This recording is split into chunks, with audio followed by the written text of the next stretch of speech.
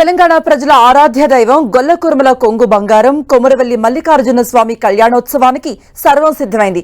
ఇవాళ జరిగే మల్లన్న కళ్యాణోత్సవానికి దేవాదాయ శాఖ మంత్రి కొండా సురేఖ, రవాణా శాఖ మంత్రి పొన్నం ప్రభాకర్ తో పాటు పలువురు ప్రజాప్రతినిధులు హాజరు కానున్నారు. సీసీ రోడ్లు శుభ్రం చేయడంతో పాటు ట్రాఫిక్ నియంత్రణ కోసం బ్యారికేడ్లు సిద్ధం చేశారు. కర్ణాటక, మహారాష్ట్ర సహా ఏపీ, తెలంగాణలో వివిధ జిల్లాల నుండి గొల్లకుర్మలు కొమరవెల్లి క్షేత్రానికి చేరుకుని తమ సంప్రదాయ పద్ధతులైన గజ్జల మోతలు, జముడిక నాదాలు, వివిధ వేషధారణతో జాతరలో సందడి చేస్తున్నారు.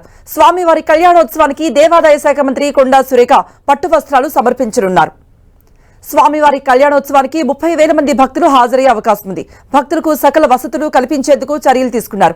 భక్తులు సేద తీరేందుకు కళ్యాణ వేదిక, ప్రసాదాల విక్రయశాల వద్ద చలువ పందిళ్లు ఏర్పాటు చేశారు.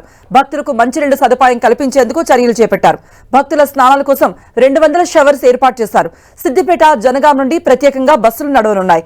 రాజీవ్ రహదారిలో మల్లన్న స్వాగత తోరణాల వద్ద అన్ని ఆర్టీసీ డిపోల బస్సులు నిలపాలని ఆలయ వర్గాలు ఆర్టీసీ ఉన్నతాధికారులకు ప్రత్యేకంగా లేఖలు పంపారు. మల్లన్న కళ్యాణంలో ఉపయోగించే స్వర్ణ కిరీటం, కోరమీసాలు, ఖడ్గం, రుద్రాక్షమాల, స్వామివారి నామాలు, పంచహారతి, రుద్రపాదం వంటి వెండి, పంచలోహ సామాగ్రికి ప్రత్యేకంగా పూజలు నిర్వహించి సిద్ధం చేశారు ఆలయ వర్గాలు. కొమరవెల్లి మల్లికార్జున స్వామి కళ్యాణోత్సవ వేద పర్యవేక్షణకు మధ్యప్రదేశ్ ఉజ్జయిని పీఠాధిపతి సిద్ధలింగరాజ మహాస్వామీజీ మల్లన్న క్షేత్రానికి రానున్నారు.